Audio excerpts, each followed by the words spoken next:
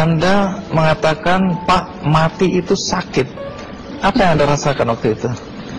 Rasa dada sesak, terus sakitnya tuh seperti ditusuk pedang, terus seperti kulit binatang dikuliti hidup-hidup.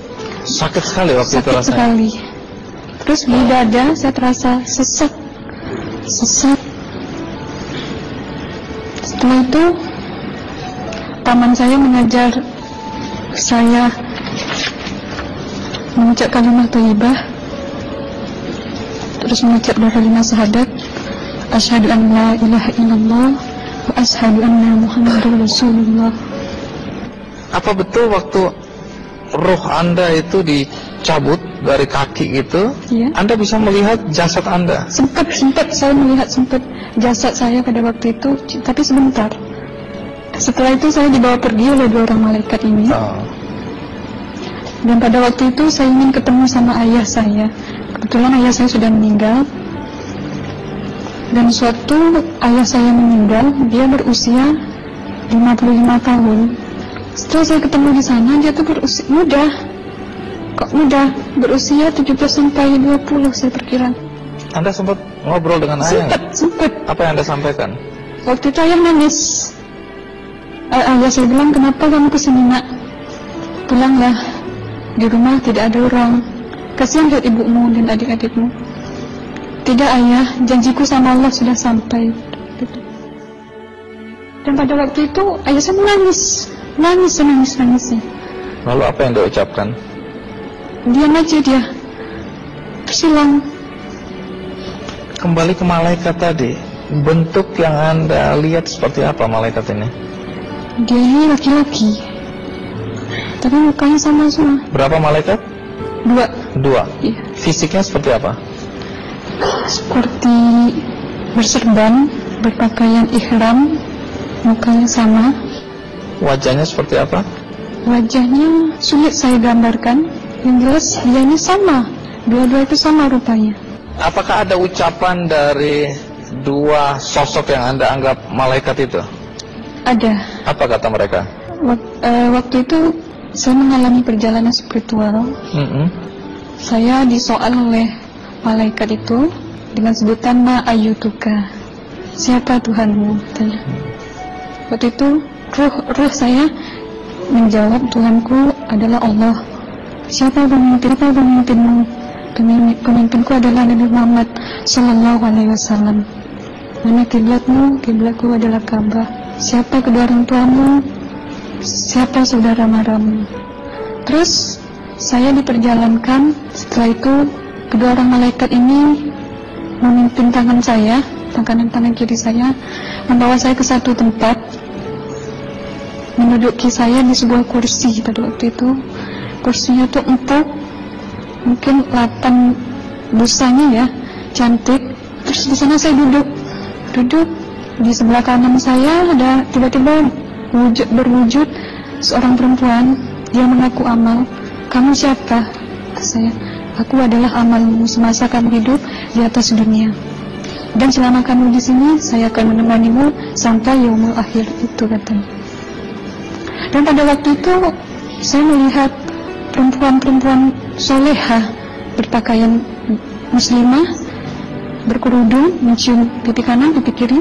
Mungkin salam perkenalan pertama waktu menduduki di situ.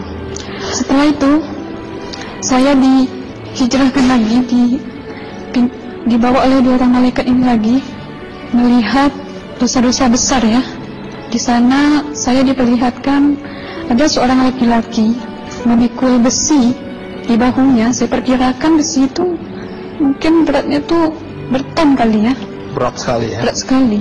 Terus dia berjalan nggak sampai ke tujuannya.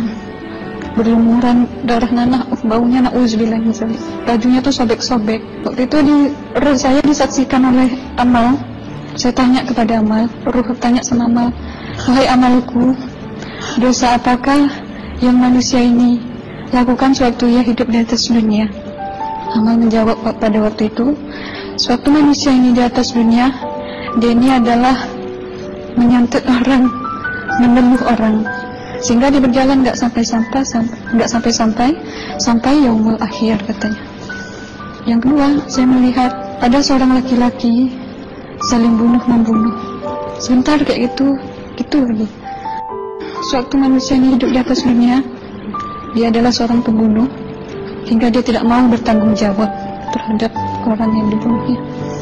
Terus yang ketiga, saya melihat ada seorang laki-laki dihujam kemaluannya pakai besi panas, timah panas itu ya, hingga menembus.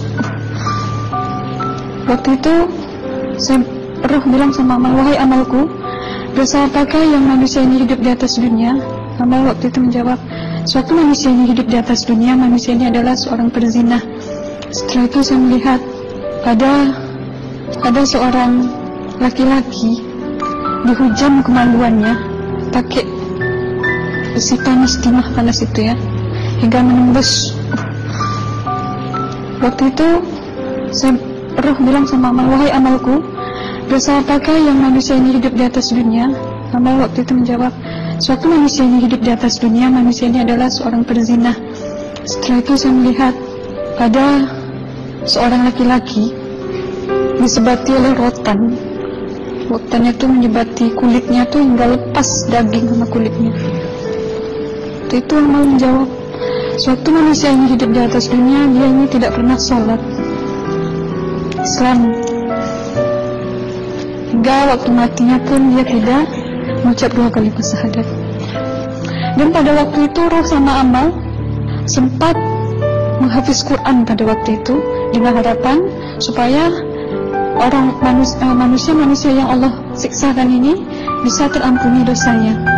Jadi masih sempat waktu itu ya? Iya, roh sama amal yang menghafizkan, menghafiz Quran, bertahzim, bersalawat, baca ayat 1000 dinar, membaca Yasin. Tapi sayang, bahkan tambah banyak Allah tidak mengampuni dosa-dosa mereka, sayangnya. Setelah itu akhirnya yang terakhir kali berzikir.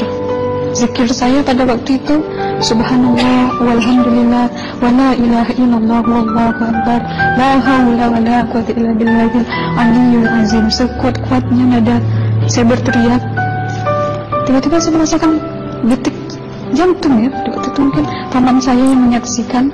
Itu saya koma. Disitulah sebenarnya Anda kembali ke jasad ya? Iya, benar.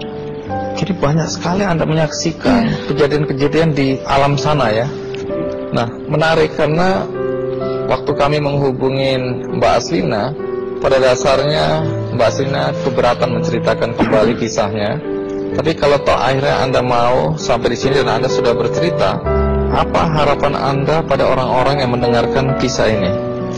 Ya, harapan saya pertama, ya lebih banyak menyambut puasa ya, lebih banyak mendekat diri aja sama Allah, perbanyakkan amalan soleh, perbanyakkan zikir, perbanyakkan sholawat, baca Quran, dan sebagainya. Itu harapan Anda ya? Iya. Baik, terima kasih Mbak Aslina ya, sudah datang dari Bengkalis untuk menceritakan kisah ini.